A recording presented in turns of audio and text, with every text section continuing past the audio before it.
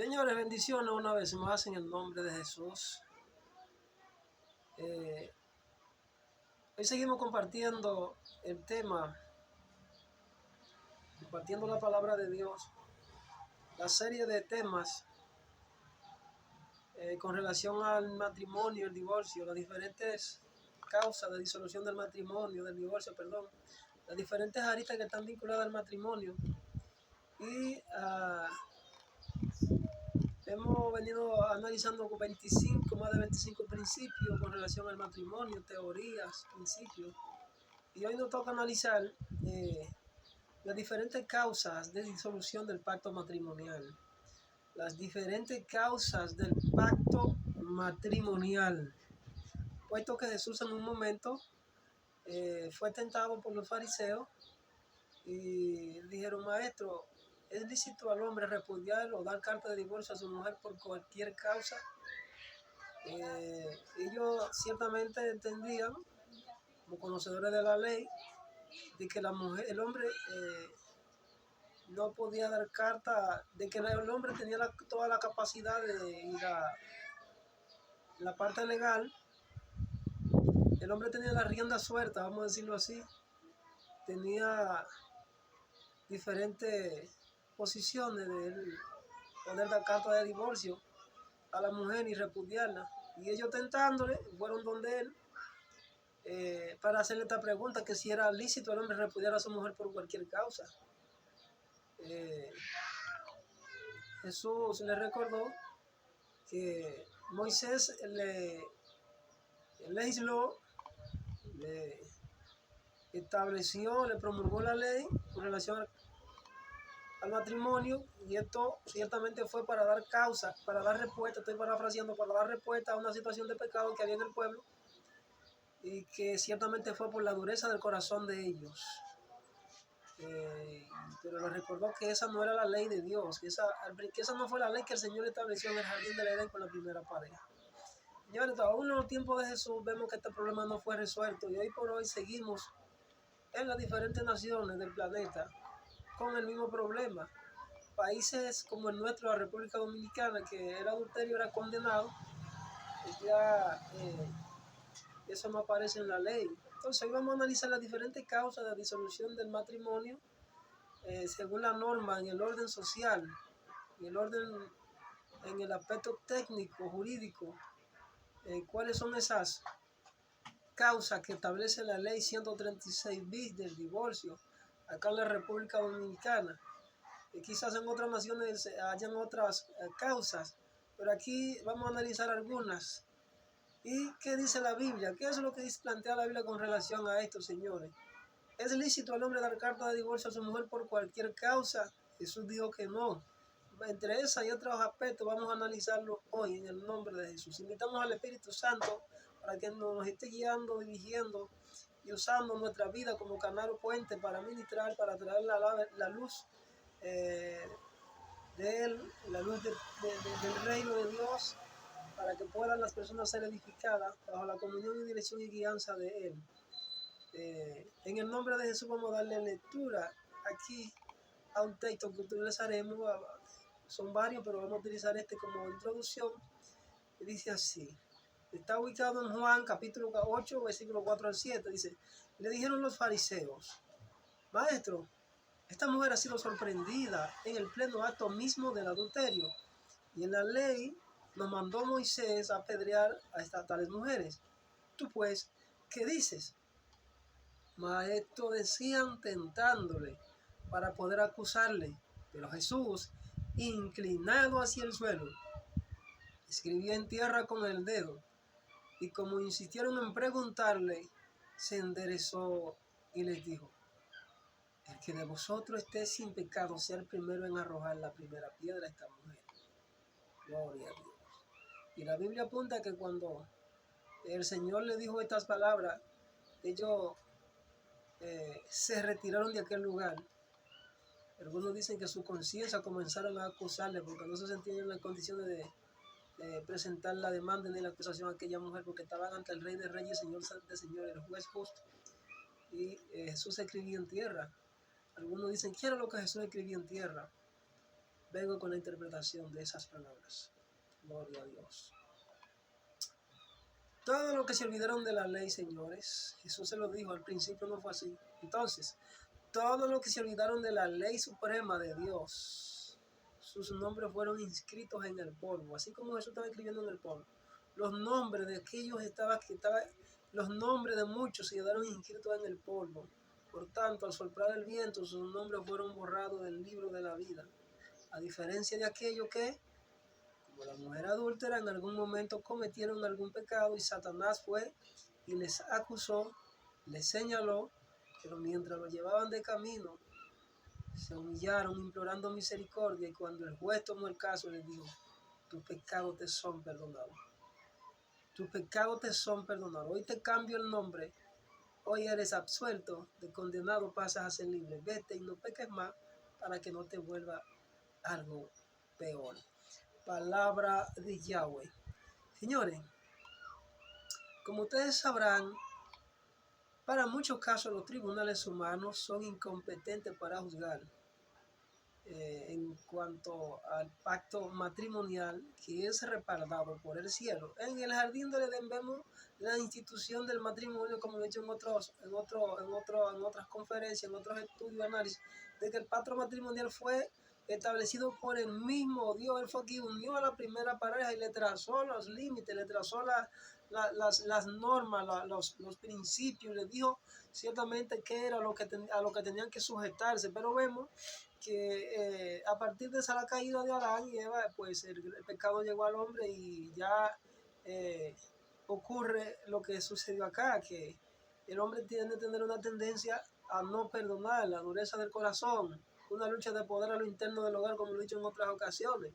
Entonces, hay casos en los que ciertamente los tribunales humanos son incompetentes para juzgar en cuanto al matrimonio, al orden que Dios estableció en la tierra.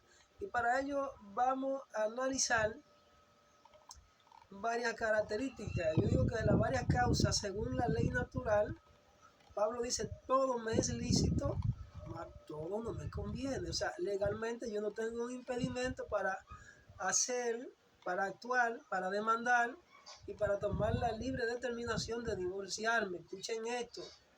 Pero aquí hay una relación entre la ley suprema de Dios, que es irrevocable, en cuanto a lo que es la relación conyugal, cuando es reparada por el cielo, y en cuanto a lo que es la ley diseñada por el hombre, que ciertamente tiene una tendencia desigual, una tendencia pecaminosa, una tendencia de desigualdad social, de desigualdad jurídica.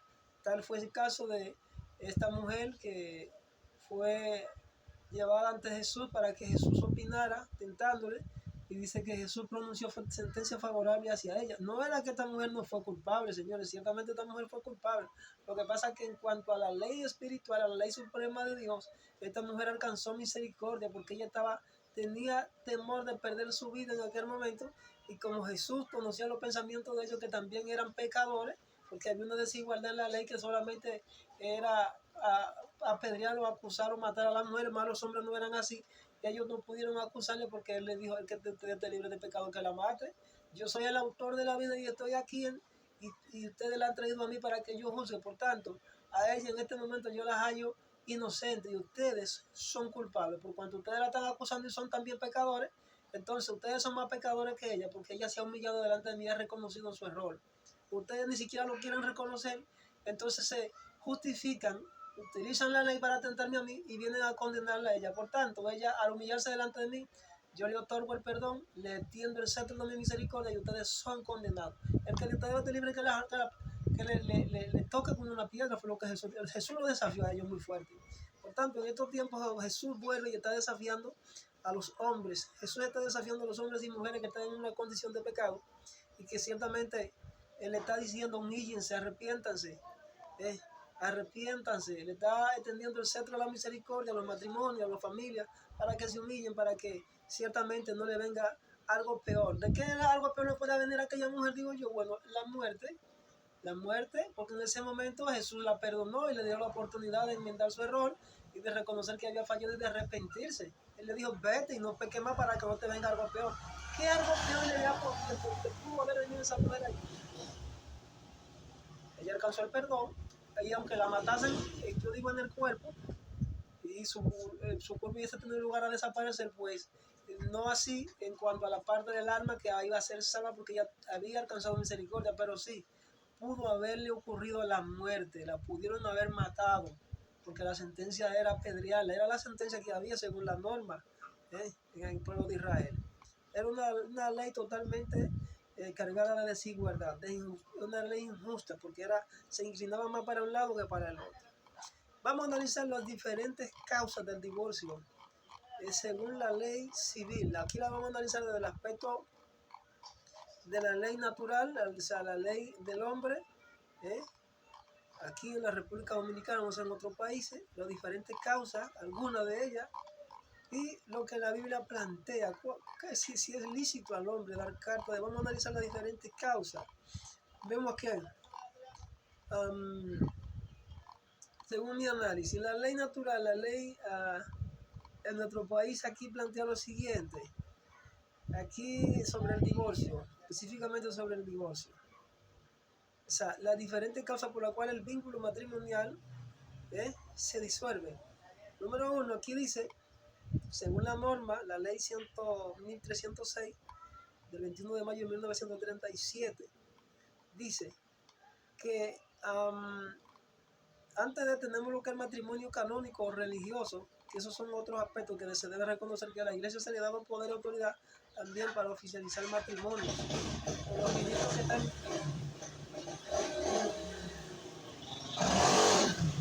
que previamente hayan sido ordenados, que tengan los conocimientos y la capacidad de las habilidades de los pastores y en la iglesia evangélica casa. Aquí tenemos la causa del divorcio, señor. En su artículo 2, el capítulo 2, las causas del divorcio, la ley en 1306 bis sobre el divorcio, dice la causa del divorcio número 1, el mutuo consentimiento de los esposos. B, la incompatibilidad de carácter justificada por hechos, cuya magnitud como causa de infidelidad de los cónyuges y de perturbación social suficiente para motivar el divorcio. Esto será apreciado por los jueces. Estamos hablando en términos humanos, señores. Hechos por los cuales ciertamente los tribunales y la autoridad terrenal ahí, no estoy diciendo que la autoridad terrenal que no tenga autoridad para juzgar, claro que sí. Ellos son también impuestos por Dios. Yo dije que hay unos aspectos donde ellos se hacen incompetentes, pero voy a decirles más adelante en qué casos. Entonces venimos aquí, el mutuo consentimiento de los esposos. La pregunta que yo hago aquí, ¿puede un matrimonio que haya sido respaldado por el cielo, aunque se ponga de acuerdo para divorciarse ante un tribunal humano, humanamente hablando, y este tribunal emite una sentencia favorable a favor de los dos, de uno de los dos, y disuelva la relación matrimonial? ¿Por eso se disuelve la relación matrimonial ante el reino de Dios? No. Cuando el matrimonio es respaldado por el cielo, y ciertamente fue quien los unió, no importa que exista aquí este principio que dice que ellos puedan ponerse de acuerdo, tener mutuo consentimiento para divorciarse. Aunque tengan sentencia favorable humanamente, el cielo dice otra cosa. Aquí la incompatibilidad de caracteres es la segunda causa. La incompatibilidad de caracteres, señores, esto se refiere o se caracteriza por hacerse presente solo en determinadas circunstancias sociales frente a una o varias personas. Y la incompatibilidad de estos caracteres ciertamente se refiere al carácter, que no se comprenden, que no se entienden, que viven en un estado de insatisfacción y de angustia de manera permanente, donde ninguno de los dos se soportan, porque ciertamente no se comprenden, etcétera, etcétera. Incompatibilidad de caracteres. ¿Puede una pareja que ha sido respaldada por el cielo divorciarse por esta causa? No. Separarse sí, pero divorciarse no. Tercero, dice que la incompatibilidad de caracteres comprende además esa causa de infelicidad, perturbación social. La perturbación social es cuando viven en cierta área geográficamente o área determinada, circunstancia social, y que ciertamente estas personas no dan ejemplo de su conducta, de su carácter, de sus acciones, y una forma de evitar esa perturbación social es moviéndose de esa área geográfica, de ese lugar a otro lugar, porque cuando la pareja no da testimonio de su conducta, de su carácter, de sus acciones en la ciudad, en el lugar donde están, pues entonces son acusados porque ellos perturban, son personas que tienen un alto contenido de violencia y tienden a tener un comportamiento de la paz social donde viven. Y cuando el juez o los fiscales o las autoridades competentes se trasladan al lugar para determinar por qué causa, hecho, motivo, circunstancias esa pareja llegó a tal acción, por ejemplo, un caso de los feminicidios, diciendo esa gente no se aguantaba, pero vemos aquí que podemos analizar que esto se presenta también en personas que visitan la iglesia y que tienen muchísimos años, tienen estos problemas, incompatibilidad de caracteres, perturbación social. Número 2, tenemos aquí que dentro de la incompatibilidad te presenta como una de las causas ok, el mutuo consentimiento, la incompatibilidad de caracteres justificada por los hechos cuya magnitud por causa de infidelidad de los cónyuges y de perturbación social suficiente como para motivar el divorcio. Esto será apelado por los jueces. Tenemos aquí C, la ausencia decretada por el tribunal de conformidad con las prescripciones contenidas en el capítulo 2 del libro primero del Código Civil. ¿Qué quiere decir esto, señores? Que cuando tú abandonas tu casa, cuando tú abandonas tu hogar, con muchos hombres que tienen una tendencia a desaparecer de su casa de manera irresponsable y vienen 2 o 3 meses después, señores, esto da lugar a una demanda en divorcio y el tribunal la va a coger como bueno y válido. Entonces, no digo que quizás este sea el caso de la iglesia, que el hombre o la esposo, tenga la facultad de presentar una demanda y decretar el divorcio, no. Yo entiendo que el siervo o sierva de Dios tiene que tomar una medida de orar a Dios y esperar a ver qué fue lo que sucedió con ese esposo o esposa, porque tú no sabes por qué fue que desapareció. Vemos aquí que debe haber una causa, y aún no hubiese una causa de que se haya comprobado que se fue del hogar de manera irresponsable o que se fue con otra, etcétera. Señores, yo entiendo que el deber o la decisión del cónyuge o de la víctima en este caso, en cuanto a la decisión espiritual, es que debe quedarse separada. No digo que quizás no debe ir al tribunal, claro, y acoger como buena y válida que ese hombre se le mantenga al margen y que se separen por un tiempo. No estoy hablando de divorcio, estoy hablando de separación. Estoy hablando de separación. Ya dije 3 causas. 1, mutuo consentimiento, incompatibilidad de caracteres. Dentro de la incompatibilidad de caracteres está la perturbación social, la incomprensión, el irrespeto. C, la ausencia decretada por el tribunal, ausencia del hogar, el abandono de hogar. Número 4, aquí vemos también el adulterio de cualquiera de los cónyuges. Eso es la ley, señores, no estamos hablando de lo que la Biblia dice. El adulterio de cualquiera de los cónyuges es una causa de disolución del matrimonio. ¿Qué dice la Biblia? ¿Te puedes divorciar por el adulterio? Señores, hay una serie de alternativas que la Biblia plantea. Más adelante vamos a darle lectura a algo. El adulterio de cualquiera de los cónyuges. La Biblia habla del perdón vinculado al adulterio. Si el hermano, el esposo pecó y te dice perdóname y consiente vivir contigo, el deber tuyo es perdonarlo. Porque a paz nos llamó Dios. Gloria a Dios. Otra causa, disolución del matrimonio, la condenación de uno de los esposos a una pena criminal. O sea, si tú vives con tu esposo y fue acusado por un crimen y fue sometido a la justicia y fue condenado a una pena criminal, ya esa es una causa de disolución del matrimonio, señores, para los que no lo sabían. ¿Qué debe hacer el hermano que tiene a su esposa condenado a una pena criminal y está purgando una pena en una prisión? Debe divorciarse, debe poner la demanda. Aquí dice que tiene un derecho. Todo me es lícito, pero todo no me conviene. ¿Qué Dios dice? Se comprobó el caso, el hecho. Señores, esto es profundo. Seguimos. Dice que no podrá pedirse el divorcio por esta causa si la condenación es la sanción por crímenes políticos. Ok. F. Otra causa. Las injurias, las sevicias o injurias graves cometidas por uno de los esposos respecto de otro. Eso está vinculado a la acusación, a las injurias continuamente y permanentes dentro de la pareja, donde uno al otro se acusan de cometer pecado y esa cosa, pero que aquí no hay una evidencia palpable, evidente, entonces se puede catalogar como una injuria. Ya eso es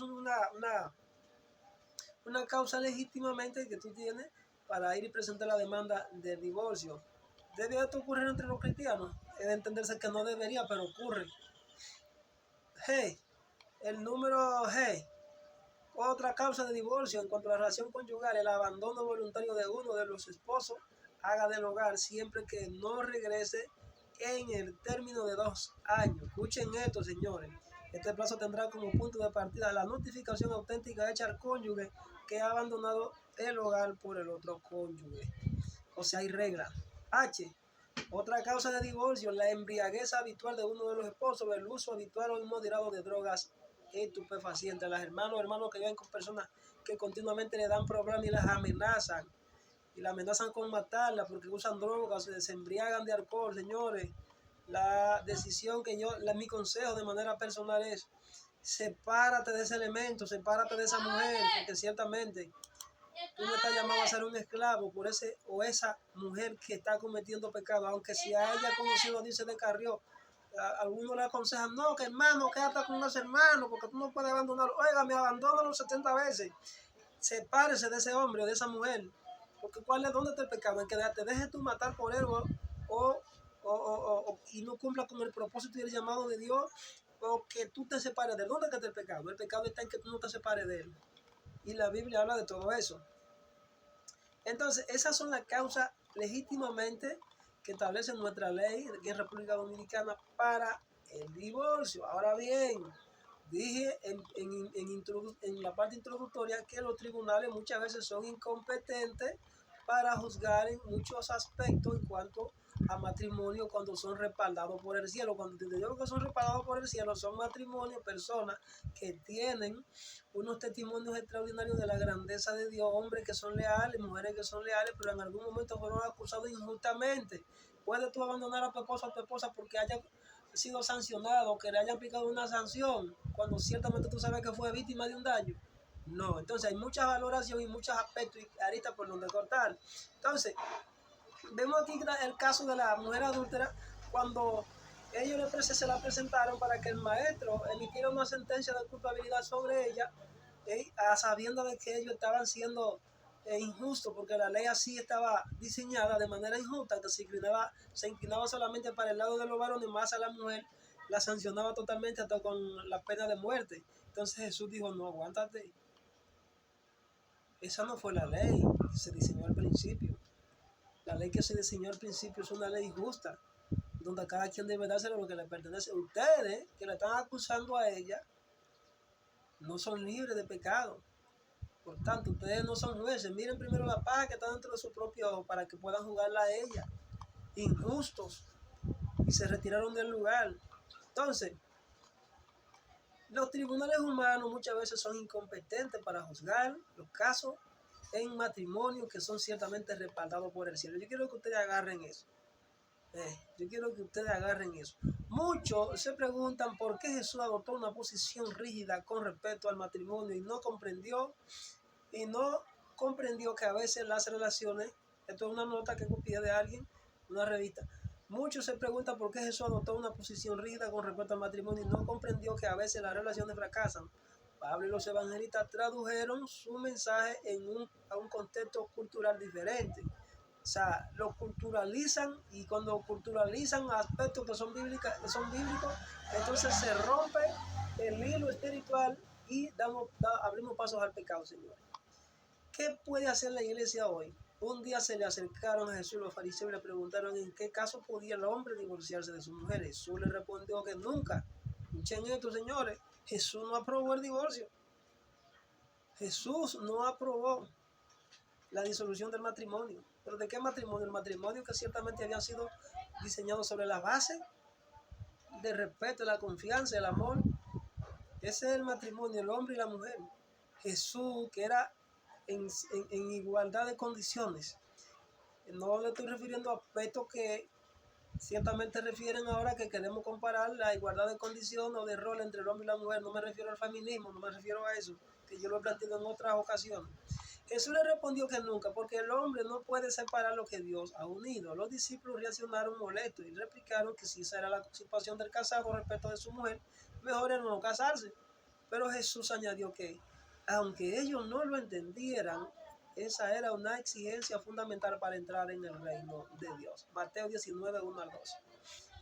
Después de 2000 años, señor, esta frase de Jesús sigue siendo la base en la que se asienta la doctrina matrimonial de muchas iglesias cristianas, que prohíben a sus miembros divorciarse y volverse a casar bajo pena de negarle la comunión. Pero, ¿por qué Jesús asumió una postura tan rígida ¿Por qué Jesús asumió una postura tan rígida frente al matrimonio? ¿Acaso el maestro bueno y comprensivo no se dio cuenta de que a veces las relaciones de las parejas fracasan y que muchos tienen necesidad de rehacer su vida y volver a amar? ¿O es este el único tropiezo del que un cristiano no puede levantarse y recomenzar? Para descifrar el enigma debemos examinar cómo se practicaba el divorcio en los tiempos de Jesús en Israel. Dice aquí, según la Biblia, todo judío, vamos a hablar dos posiciones de dos escuelas diferentes, la de Shammai y la de otro maestro rabínico llamado Maniel, creo que es.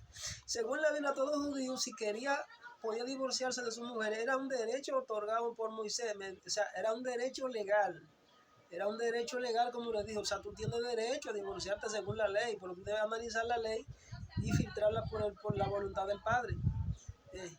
Era un derecho otorgado por Moisés mediante una ley que decía, si un hombre se casa con una mujer y después descubre en ella algo que no le agrada, le escribirá un acta de divorcio, se la entregará y la despedirá de su casa. Deuteronomio 24:1. Señores, vemos aquí que el hombre se podía divorciar por cualquier causa, hasta por beberse un jarro de agua, hasta porque le gustara a otra hembra. Era una ley injusta. La norma era clara, bastaba que el hombre redactara un escrito y se lo diera a su mujer. Lo que no estaba claro era qué motivo autorizaba al hombre a divorciarse, porque la ley decía que tenía que haber algo que no le agradara. Pero, ¿qué era ese algo? Como Moisés no lo había aclarado, los judíos posteriores durante siglos trataron de entender a qué se refería. Lamentablemente no se pusieron de acuerdo, escuchen esto señores, y se formaron dos escuelas. La más flexible, la del rabino Hillel, estoy hablando de un contexto cultural e histórico. La del rabino Hillel, maestro, lo interpretaba en sentido amplio. Ese algo podía ser cualquier cosa, que la mujer quemara la comida, por ejemplo, que no se atara el cabello, que no se atara el cabello, gritar en la casa o que tuviera mal carácter. Incluso en el siglo II, el rabino Aquila decía que si el hombre encontraba otra mujer más linda, ya había algo que le desagradaba en la suya y podía divorciarse. Escuchen esto, señores, esto era tan tremendo. Qué ley tan drástica en contra de la mujer. La segunda escuela del rabino Shammai era más estricta. Sostenía que un hombre solo podía divorciarse por una causa gravísima, el adulterio de su mujer. Escuchen esto, señores, el adulterio de su mujer. Pero ellos en ningún momento mencionaban al hombre, no era toda la mujer. Entonces le metieron toda la carga a la mujer todavía en esa cultura judía, en esa cultura del pueblo de Israel, son así, la mujer allá no vale una peseta. Un chere no vale, la mujer no vale un chere allá. Ningún otro motivo lo autorizaba. Escuchen esto, señores. En tiempo de Jesús el tema no estaba resuelto todavía. De modo que unos seguían las directivas de Hillel y otros las de Shammai, estos dos más rabinos de la escuela. Esta es la razón por la que los fariseos interrogaron a Jesús sobre el tema del divorcio. Querían saber a cuál de las dos escuelas se adhería, pero Jesús los sorprendió con su respuesta: a ninguna. Para él, el hombre no puede divorciarse jamás bajo ninguna causa, sea leve o grave. Lo primero que debemos preguntarnos es si las palabras de Jesús constituían una verdadera ley, es decir, una norma obligatoria para todos los hombres. Yo me atrevo a decir entonces que Jesús no estaba hablando por su propia cuenta, sino que Jesús estaba refiriendo la ley suprema del Padre, la que en el principio se diseñó y que ciertamente, como dicen algunos, el libro de Génesis fue escrito por Moisés. Allí se establece que Dios estableció la primera pareja y le trazó reglas y pautas, le dio órdenes directas. Entonces, como dice la Biblia, que dejará el hombre padre y madre y se unirá a los dos, serán una sola carne. Al principio no fue, esas no fueron las reglas que Dios estableció al principio. Entonces aquí vemos que una norma obligatoria para todos los hombres, o era solo una invitación, dice aquí, una sugerencia ideal para quienes pudieran y quisieran cumplirla. Algunos biblistas, impresionados por la dureza de estas palabras, creen que se trataba solo de un consejo, no de un precepto obligatorio que todos debían observar. Pero el Nuevo Testamento da a entender otra cosa, ya que San Pablo, cuando habla de la prohibición del divorcio, dice claramente que es una orden del Señor. 1 Corintios 7 al 10. Es que es una regla del Señor. ¿Por qué Jesús se puso tan firme? Es que en aquel tiempo el matrimonio se celebraba a edad temprana, 13 años para las niñas y 17 para los varones. Los rabinos enseñaban que Dios maldice al hombre que a los 20 años aún no ha formado una familia. Escuchen esto, señores, eran pensamientos culturales. Esto hacía que las parejas no se casaran por amor, sino que sus padres arreglaran el matrimonio. Éxodo 22, 15 al 16. Así, en la Biblia vemos cómo Abraham manda a su mayordomo a buscar esposa para Isaac. Génesis 24, 1 al 53. Agar elige a la mujer para Ismael. Génesis 21, 21. Judá decide con quién se casará su hijo, Génesis 38, 6. El militar, Caleb dispone quién será el marido de Acá, Acá, Josué 15, 16.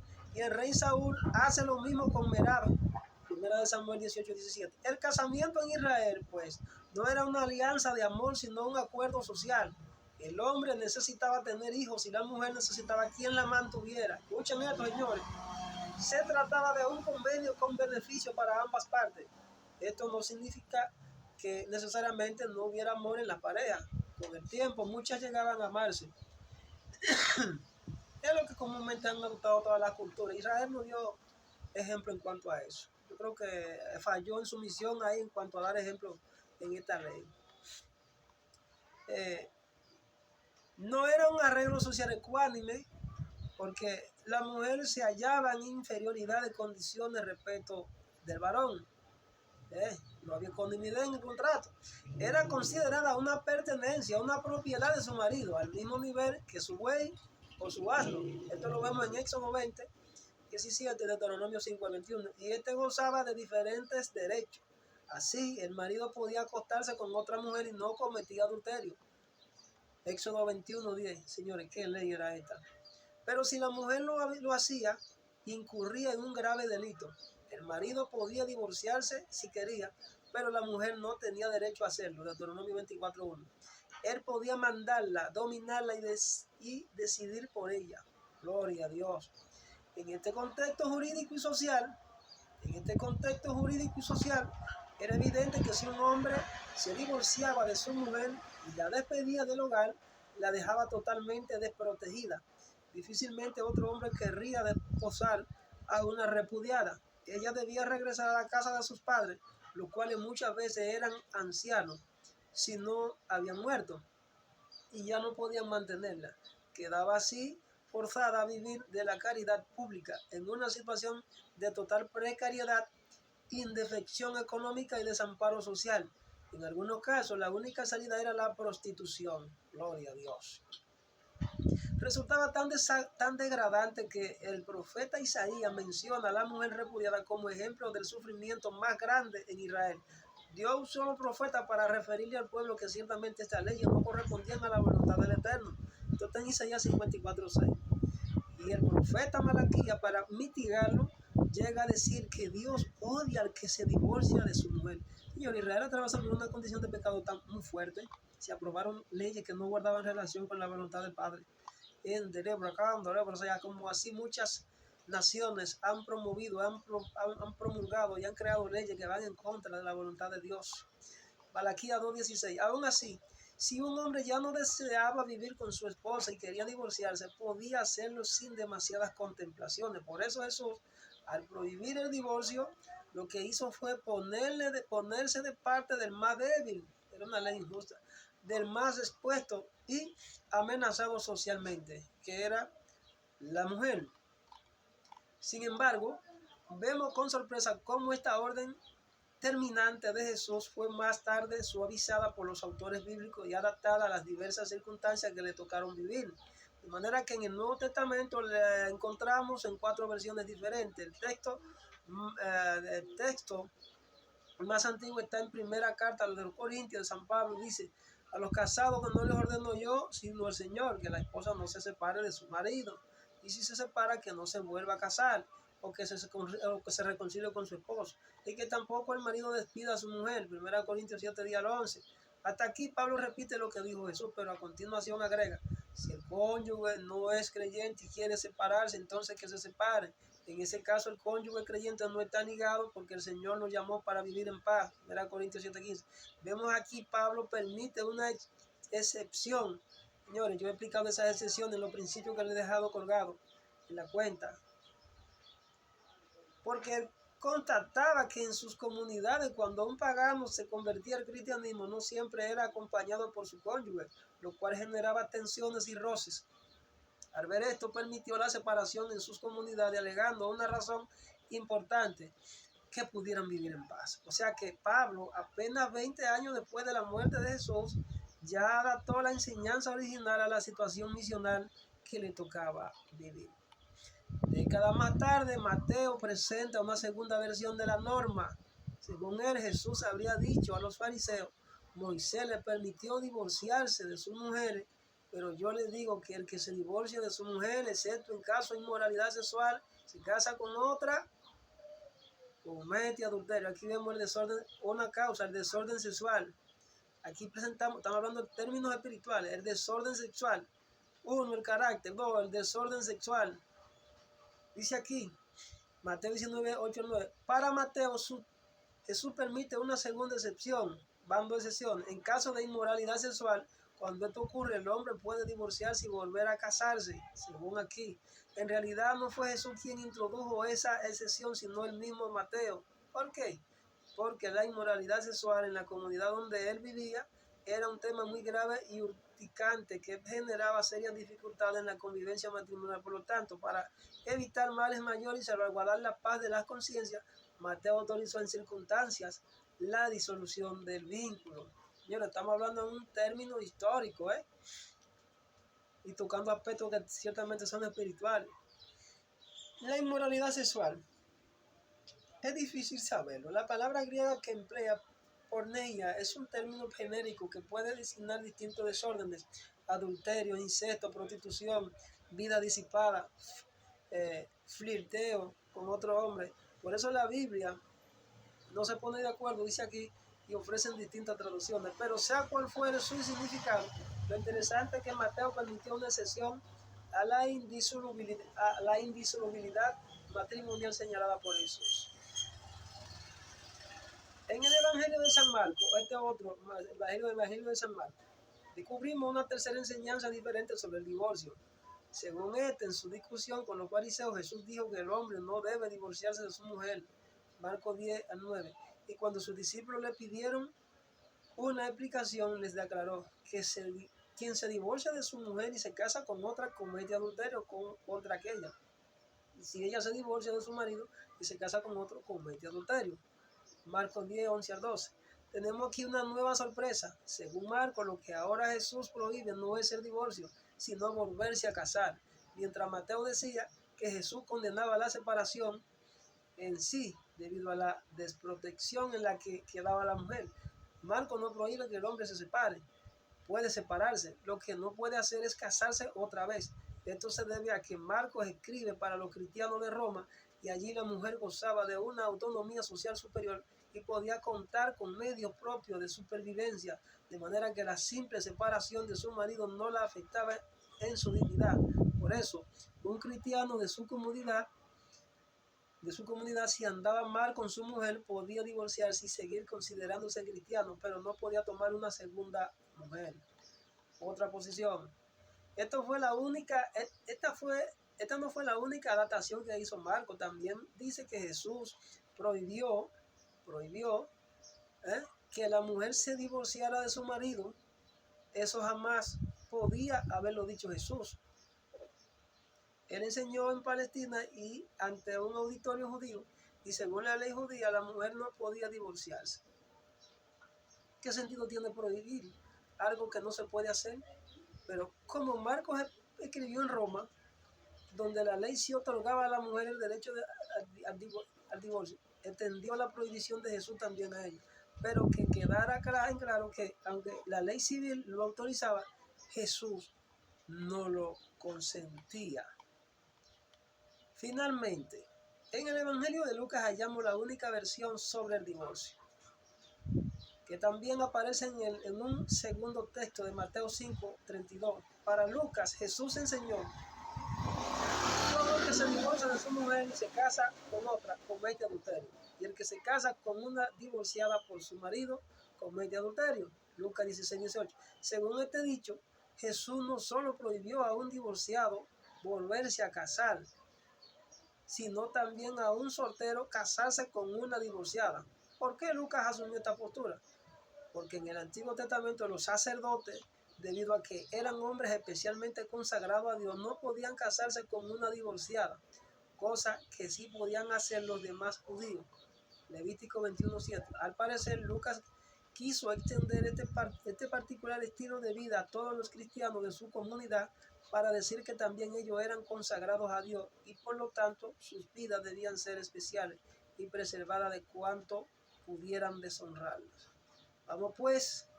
Vemos pues que si bien Jesús prohibió el divorcio, su norma fue más tarde adaptada por los autores bíblicos según las necesidades de cada comunidad, de manera que hoy tenemos diferentes versiones de ella. Según Pablo, Jesús permitió el divorcio, si un cónyuge se convertía al cristianismo y el otro no. B.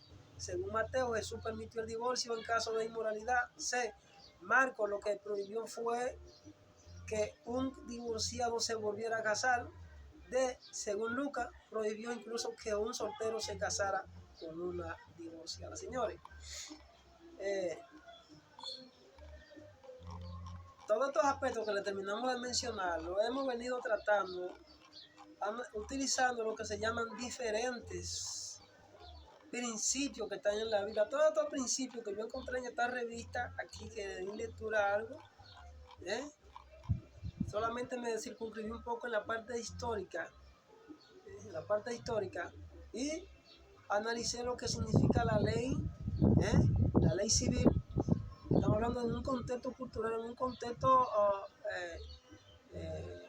tradicional, no así lo que la Biblia plantea. Jesús es en contra del divorcio. He planteado diferentes teorías en las que ciertamente hablo del principio que planteó Pablo. Para mí los planteamientos de Pablo son los que tienen un peso extraordinario, porque él sabe diferenciar de una interpretación bajo la influencia del Espíritu Santo y lo que el Señor le dijo de la propia de él. Hay unas consideraciones que él hace, dice: así dijo yo, no así el Señor. Así dice el Señor, pero yo digo esto y esto y esto. O sea, él daba su propia opinión y ponía su propia experiencia como para dar a entender la condición del hombre con su mujer. Entonces, hoy por hoy venimos heredando situaciones que no están muy claras en cuanto a la doctrina del matrimonio, y Jesús lo que planteó fue la idea de que ciertamente el hombre no se puede divorciar por cualquier causa. La Biblia dice que Dios aborrece el divorcio y que lo que Dios no, que no lo separe el hombre. Eso está más claro, eso no está más, pero hay que explicarlo en su debido contexto y analizando diferentes teorías, diferentes aristas, diferentes aspectos, circunstancias que se dan. Yo he planteado lo que es los casos de yugo desigual, en el caso en que los hombres, entre los creyentes, así como dijo Pablo, se entregan al Señor y tienen una pareja que no es creyente. He dado mi parecer, he hablado conforme a lo que el Espíritu Santo me ha dado, he hablado de la ayuda idónea, he hablado el principio de la culpabilidad del creyente, he hablado del cónyuge víctima, le he hablado también del principio que habla de la predestinación vinculado al alma gemela, etcétera, etcétera. He hablado del principio del perdón en la relación matrimonial para mantener la solidez en cuanto a lo que es la relación en el matrimonio. O sea, son tantas cosas que podemos analizar en base a lo que es el matrimonio para no llegar al divorcio y cometer así el grave pecado de divorciarse. Yo entiendo que sí, Dios permite la separación. Yo entiendo que hay una sentencia de muerte que se produce aún en el matrimonio, se ha aprobado por el cielo, que tal es el caso del profeta Ezequiel, donde él dice que Dios le habló y le dijo: te quito el deleite de tus ojos, que le habló por la mañana y en la tardecita su esposa estaba muerta. Señores, las diferentes causas de disolución del matrimonio. Hay diferentes causas de separación, vamos a decirlo así. Aquí la palabra separación es vinculante a divorcio. Hablo en estos términos. Separación en una doble connotación. Separación temporal y separación definitiva, que es equivalente a divorcio. Yo creo que Dios hace separaciones definitivas de manera forzosa cuando hay causa de pecados, cuando hay circunstancias de pecado dentro de la pareja, que Él ha unido, y hay lo que trae como consecuencia esto es la reincidencia, porque Jesús se lo dijo muy bien a aquella mujer, aún teniendo una ley que le jugaba en contra y que ciertamente cargaba todo el pecado sobre ella.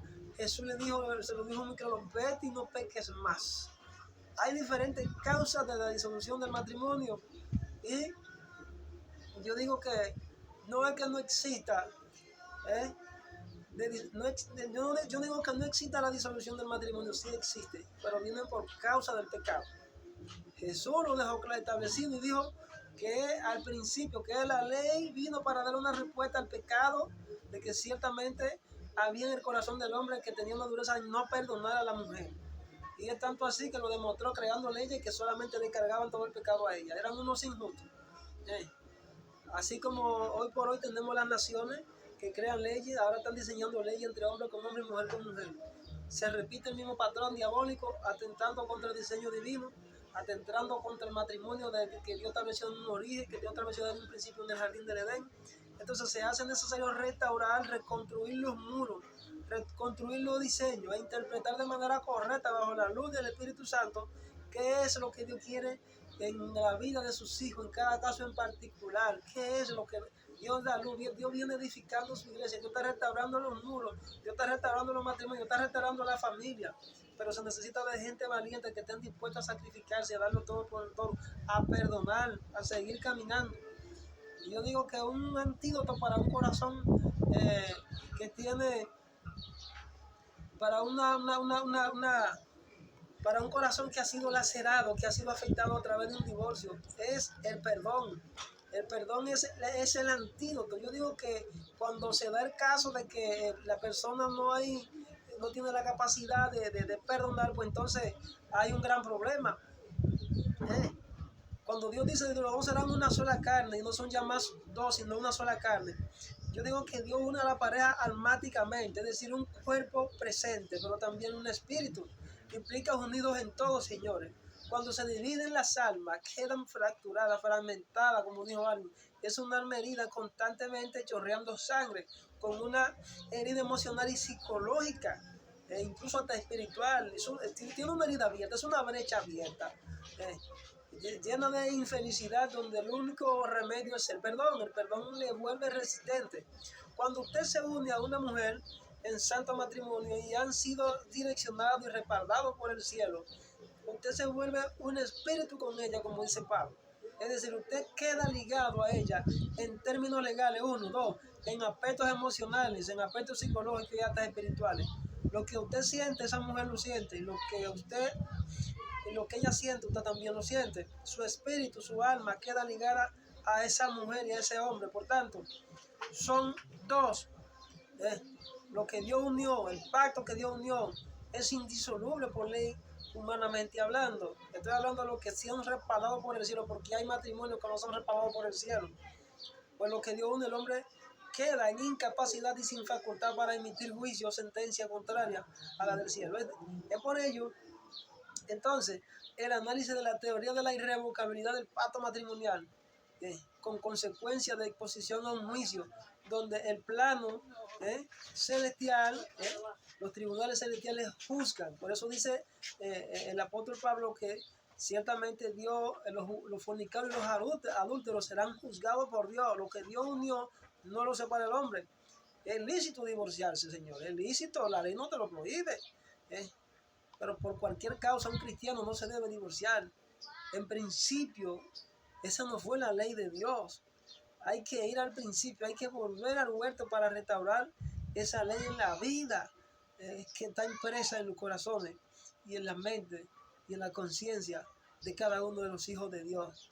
Por tanto, el Señor dijo: dejará al hombre en su casa paterna, diciendo su padre y a su madre se unirán a una mujer y los dos serán una sola carne. Habla de los eunucos también, que eran castrados por causa del reino. Estos eunucos cuidaban las doncellas en los harenes y podían verlas desnudas. Y ni sentían ni padecían, eran castrados por causa del cuidado de que ponían a disposición de los reyes para cuidar de estos menesteres. Y vemos que hoy por hoy los hombres, los ministros, algunos, tienen una tendencia pecaminosa a los deseos placenteros de su carne, de codicia, y viven cayendo en adulterio, en fornicación. Todos tenemos debilidades, señores, pero ciertamente debemos volvernos castrados ante la presencia de Dios sin codiciar lo ajeno, para que no nos llame Dios a cuenta y no seamos juzgados y seamos reprobados en la fe. Yo digo que el matrimonio, la disolución del matrimonio, con o sin causa justificada, Dios lo aborrece. Con o sin causa, yo quiero que alguien agarre esto, el matrimonio con o sin causa justificada, cuando Él es quien lo ha establecido, cuando Él quien lo unió, con o sin causa justificada, es una situación que Dios lo aborrece de plano. En términos generales, Dios aborrece el divorcio. No es que te estoy diciendo con eso que no te puedes separar, sí te puedes separar, porque la Biblia lo plantea como una condición de sobrevivencia para separarte de ese hombre o de esa mujer, que ciertamente te produce un estado de insatisfacción, te produce un nivel de depresión tan grande que puedes tú llegar incluso hasta perder tu vida. Debes separarte. Y ahí estoy de acuerdo con las leyes humanas, que ciertamente no establecen la justicia, los jueces, para administrar su justicia divina aquí en la tierra, pero no todas las veces la justicia humana guarda relación con la justicia divina. Hay situaciones donde los tribunales humanos cometen injusticia y son incompetentes para regular casos específicos de matrimonio que han sido reparados por el cielo y que ciertamente son gente que se guardan para Dios, que ciertamente son llevados a los tribunales por una causa de quién, de persecución injusta por causa de su fe. Eso que quede claro. El matrimonio se disuelve por la muerte de uno de los cónyuges o, en este caso, por el divorcio. El matrimonio se disuelve por la muerte de uno de los cónyuges. Y también por el divorcio. El divorcio, con o sin causa justificada, es aborrecido por Dios. Quiero que eso quede establecido. Tenemos los famosos matrimonios canónicos. La iglesia ha venido dando seguimiento a los matrimonios canónicos. Pero esos matrimonios canónicos muchas veces cometen errores. Se cometen errores porque unen gente que quizás no tiene la capacidad ni la conciencia de lo que significa un matrimonio. Y por eso fue que le traje hoy el análisis, el estudio de lo que la ley dice, para que usted a la hora de ir a tomar una decisión, de ir a meterse o a casarse con un hombre y una mujer, usted da una evaluación de esos hombres y esas mujeres para que no se vayan como hicieron los soldados que fueron con Gedeón, que se lanzaron por la sed y se lanzaron con todas las ansias y no fueron calificados para la guerra. Entonces usted debe primero hacer una expertise, hacer una investigación de ese hombre o esa mujer, qué come, qué viste, qué casa, cuáles son sus gustos, hacer unos acuerdos. ¿Para qué? Para que ustedes después en el camino no les encuentren con sorpresa. Para que no se encuentren con sorpresa. El matrimonio es una institución, es un asunto serio. El matrimonio no es un juego. Con ella vienen los niños, los hijos. Entonces usted primero debe sentarse, espere su tiempo, órale a Dios, busque discernimiento, busque consejería. Yo en un entonces traté de buscar consejería en aspectos legales, como lo estoy haciendo con ustedes, dándole los tips, vamos a decirlo así, de lo que significa un matrimonio en aspectos legales, y no lo encontré por ningún lado, porque en la iglesia no encontré a nadie. Y cuando traté de buscar el consejo de alguien que era un abogado, me la puso de aquí a Japón, de aquí a China, y no quiso darme el consejo porque él esperaba que yo le pagara. Yo lo estoy haciendo de manera gratuita para estimular la fe, para ayudar a algún hermano o hermana que quiere tomar la determinación de casarse. Hermano, hermana, siéntese, busque consejería, busque asesoría. ¿Qué es lo que usted se enfrenta? ¿Qué es lo que la ley dice? ¿Qué dice la Biblia? Para que en el camino usted no diga que no me lo dijeron, que me encontré con una sorpresa, que yo no sabía que la ley era así. Hay gente que tienen, por ejemplo, bienes, busque asesoría legal, pague. Hay gente que tienen bien y quieren casarse con un hombre o una mujer, por ese hombre o esa mujer lo que tiene la mente es el dinero y se te va a casar contigo por los intereses económicos. Siéntate primero y evalúa la situación moral y ahí busca la asesoría, busca la guianza del Espíritu Santo. Más adelante yo les seguiré hablando de ese y otros temas, de otros principios que están dentro del matrimonio para que ustedes entiendan la profundidad de esto y la seriedad de esto. Así que en el nombre de Jesús yo vengo orando y clamando al Padre en esta hora para que todas aquellas personas que van a ver esta charla, esta conferencia, este análisis, este estudio, puedan ser impactados por el Espíritu Santo, puedan ser direccionados, puedan ser, puedan tener la sabiduría, el entendimiento, el conocimiento, las habilidades y la destreza y tomar la determinación firme de orar y ayunar y buscar el rostro de Dios, pero no solamente eso, buscar la asesoría de gente que tenga la capacidad, que sean verdaderos consejeros, para que ellos sepan a qué es lo que se enfrentan, qué es lo que Dios quiere hacer con ellos, qué es lo que deben hacer en el camino, para que luego digan, no me lo advirtieron o no me lo dijeron, porque nadie será sin culpa delante de Dios cuando cometiera alguna falta que sea digna de sanción. Así que Dios me lo bendiga a todos y será hasta una próxima entrega cuando estaremos disertando por estos medios estos y otros temas relacionados con la palabra de Dios. Shalom.